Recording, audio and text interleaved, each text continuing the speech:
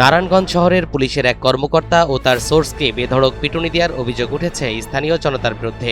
15 March বিকেলে গলাচিপা ও আলম খান লেনের মাঝামাঝি রেললাইন থানকাপড় মার্কেটের সামনে এই মারধরের ঘটনা ঘটে। প্রত্যক্ষদর্শীরা জানান, নারায়ণগঞ্জ রেল স্টেশন এসআই তার এক সোর্সকে নিয়ে ওসিআরই কর্মচারী রমজান ও তার এক সহযোগীকে আটক করে সিএনজিতে তুলতে গেলে ওই দুই যুবক চিৎকার করা শুরু করে। এ সময় আশপাশ থেকে কিছু মানুষ এসে এসআই মিজান ও তার সোর্সকে বেধড়ক পিটুনি দেয়।